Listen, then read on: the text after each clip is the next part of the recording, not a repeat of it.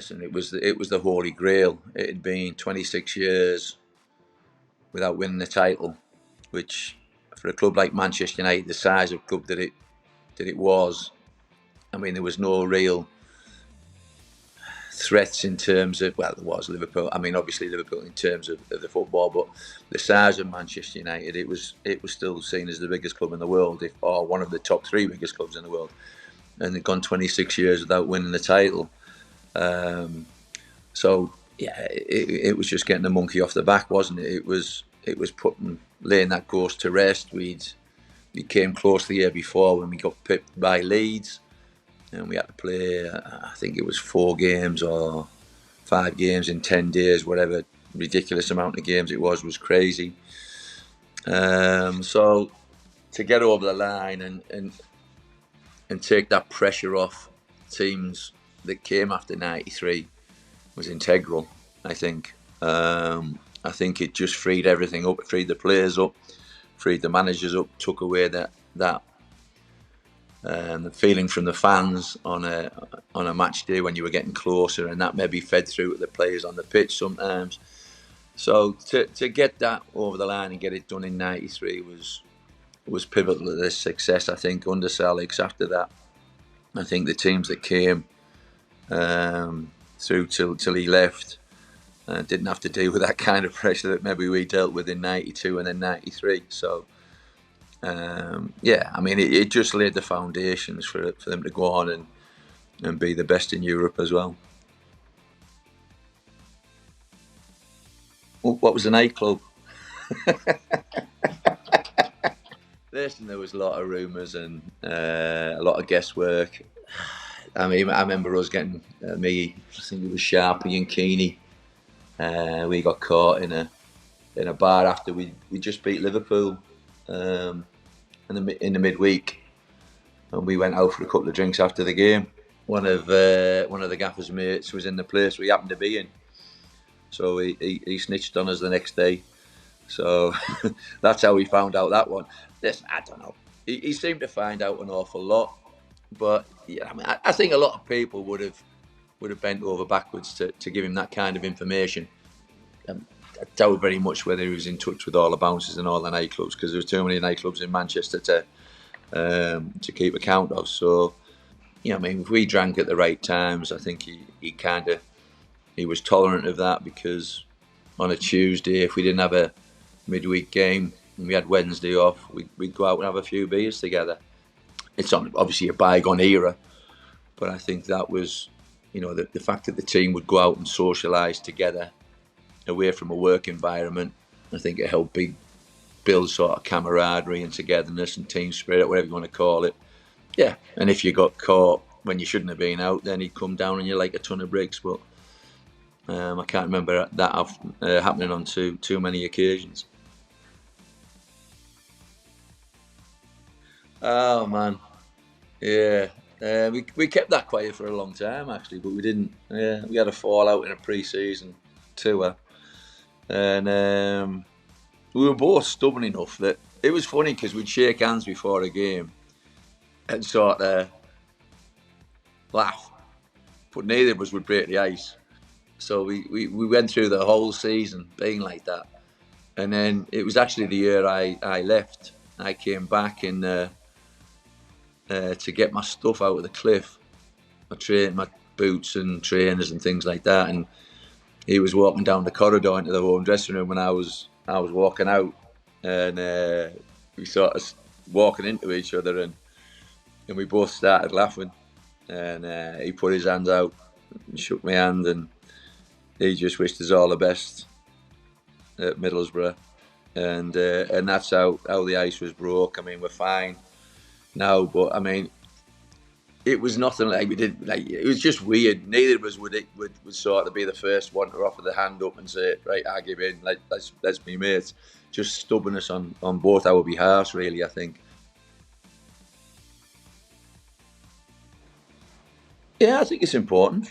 I mean, my relationship with Brucey was really good off the park. We socialised quite a bit with our partners, and you know, we were both from the northeast, so we had that in common. You know, he be a Geordie and I'd be a Smoggy. So we had a really good relationship off the park, and I think that does help once you've got that kind of understanding, and you'll maybe go that little bit further if he's actually a friend to help him out as well. So, but relationships all over the park are great. You've got the relationship with the goalkeeper. I think that's important. You've got the right back and maybe the right side of the midfield player need a good relationship and understanding. And the more you play together, the better that becomes. And myself and Steve, we very rarely got injured for probably that first 4 or 5 years that we were together. So there was that continuity all the time. And I think you need that. You get the blend right, not just as a centre half partnership, but with your full backs and your goalkeeping. You make yourself a good unit there. The Arsenal one is another one that you think about.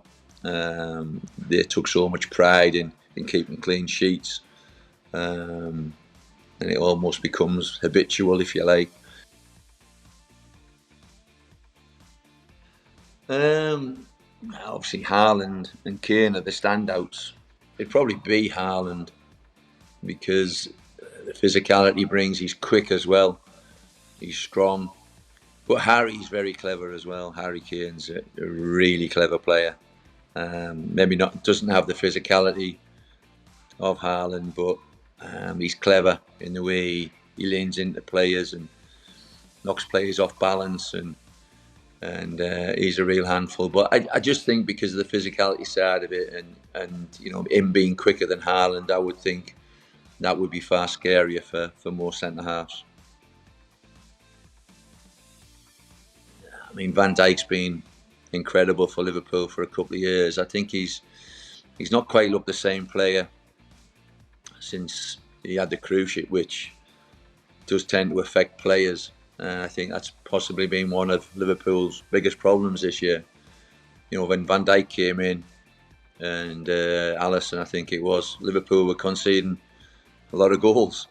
Then he came in, and the two of them came in and really shored that up. And for a time, Van Dijk was like a one-man defence. I think he gave everybody else the licence to bomb forward, like Robertson and Trent.